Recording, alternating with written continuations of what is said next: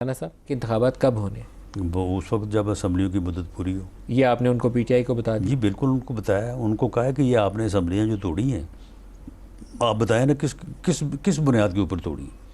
आपने with mala fide intention system को Daryl करने के लिए और सिस्टम को जो है वो नुकसान पहुंचाने के लिए आपने ये असम्बलियाँ तोड़ी हैं और इसीलिए आप असम्बली से इस्तीफ़े दे के बाहर आए हैं।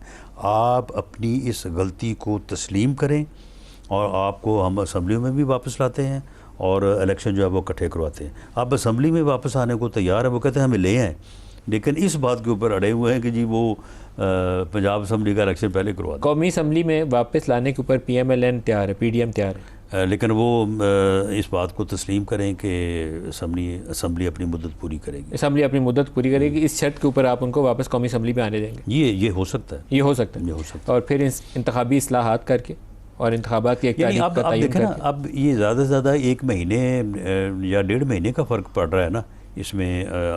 हमारी बात में वो जुलाई मांग रहे हैं, यानी वो जुलाई कह रहे हैं, तो आप 30 सितंबर कह रहे हैं, 30 सितंबर, यानी वही या 8 अक्टूबर या 1.5-2 महीने का फ़र्क है।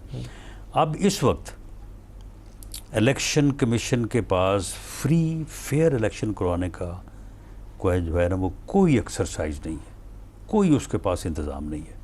अगर सर जोड़ के बैठें और रिक्वायर्ड अमेंडमेंट्स करें और इलेक्शन कमीशन को वो ताकत दें, तो तब जाके इलेक्शन कमीशन जो है वो 8 अक्टूबर तक या 30 सितंबर तक या 8 नवंबर तक जो है वो फ्री फेयर इलेक्शन कराने की पोजीशन में होगा।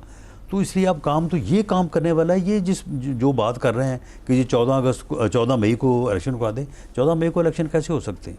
क्या आप में ये कोई है अंडरस्टैंडिंग, या लगता है आपको इन एंटिसिपेशन के पाकिस्तान तहरीक इंसाफ 30 सितंबर के ऊपर रजामंद हो जाएगी? बहरहाल उन्हें होना चाहिए, लेकिन अगर नहीं भी होंगे तो इलेक्शन जो है ये अक्टूबर से पहले, और कौमी assembly, Sindh assembly, Balochistan assembly अपनी मुद्दत किए बगैर जो है वो डिज़ोल्व नहीं हो। 13 अगस्त उनकी मुद्दत है। 13 या यही 17 अगस्त या 11। तो वो मुद्दत पूरी होगी तो उसके बाद इंतखाबी अमल विदिन 60 डेज़ वाला, अगर असम्बली मुद्दत पूरी करे, विदिन 60 डेज़ जो है वो मुकम्मल होगा। और इसमें एक ही बात है, उनको ये ख़तरा जो है कि जी उस वक्त हम कोई एमरजेंसी क्लास बुरे कार ला के तो कहीं ये 6 महीने के लिए अक्टूबर 2023 की बजाय 2024 ना कर लें। मेरा ख्याल इसके ऊपर उन्हें बात करनी चाहिए, इसके ऊपर बात करनी चाहिए। हाँ, इसके ऊपर। ये आपकी इंटेंशन है इमरजेंसी वाली या नहीं है? देखिए, अगर इनके यही हालात रहे तो फिर इंटेंशन कुछ भी हो सकती है। ये बारगेनिंग के तौर पर आप आई थिंक बयान दे रहे हैं, क्योंकि आपकी सीनियर लीडरशिप जो है उनसे जब पूछा जाए तो वो कहते हैं नहीं, इमरजेंसी वाली कोई नहीं। तो फिर ये इंसान बने ना, ये इस किस्म के हीलो बहानों में ना जाएंगे। इत्तेफाक राय कर लेंगे, क्योंकि मुल्क इस वक्त तकाजा करता है कि आप लोग IMF को ऑन बोर्ड लाएं, इंतखाबी अमल पे इत्तेफाक राय करें और पाकिस्तान आगे चले। देखिए जी, मैं तो एक सियासी कारकुन के तौर पे समझता हूँ कि इत्तेफाक राय के बगैर ये मुल्क अब चल नहीं सकता।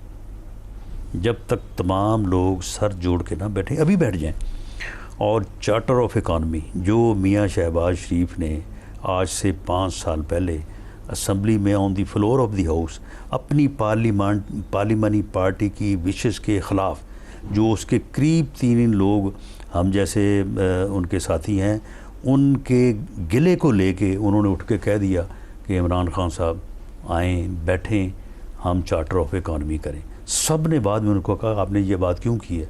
क्योंकि उन्होंने ये बात की, उसने उठ कर गालियाँ देनी शुरू कर दूँगा, तुम तो चोर हो, तुम तो डाकू हो, मैं तो तुम्हें छोड़ूंगा नहीं।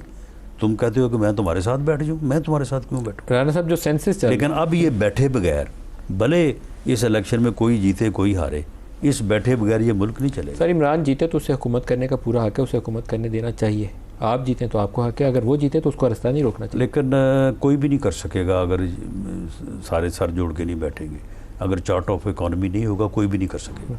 सर, जो सेंसस चल रहा है उसके कुछ इंडिकेशन जो सामने आ रही हैं बड़ी इंटरेस्टिंग है। वो ये है कि पंजाब से कौमी की 8 सीटें कम होती हैं, क्योंकि परसेंटेज ऑफ पॉपुलेशन जो है वो 50% के ऊपर अभी शो की जा रही है, जो प्रोविजनल रिजल्ट्स मैंने देखे। बलूचिस्तान में 8 सीटें बढ़ा दी हैं आपने, तो ये कोई पोलिटिकल मैनेजमेंट तो नहीं हो रही कि 8 सीटें से काट के डबल पॉपुलेशन कर दिया आपने बलूचिस्तान? अगर आइन में अमेंडमेंट हो तो पंजाब की भी पूरी रह सकती हैं और बलूचिस्तान को 8 सीटें और मिल सकती हैं। लेकिन सर, ये जो पोलिटिकल मैनेजमेंट की एक स्कीम लगती है मुझे, तो 8 कौमी की सीटें आप इधर से काट रहे हैं, बलूचिस्तान में डाल रहे हैं। बलूचिस्तान में कैसे 112 से 2 क्रॉस कैसे पॉपुलेशन कर सकती है? नहीं, लेकिन देखें, बात ये है कि अगर डिजिटल जो हुई है अपना मरदमशुमारी, अगर उसमें कहीं नक्स है तो उसको दूर किया जाए।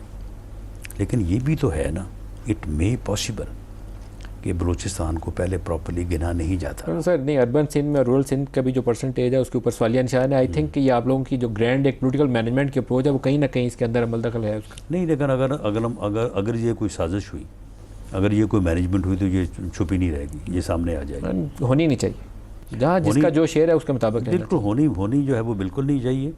लेकिन मामला ये है कि अगर बलूचिस्तान की आबादी में इजाफा हुआ है और इससे पहले जो है उसको नहीं गिना गया, तो अब अगर गिना गया है तो ये कहना कि जी उसकी सीटें बढ़ रही हैं तो इसलिए जो है वो ना गिना जाए, ये तो मुनासिब नहीं है।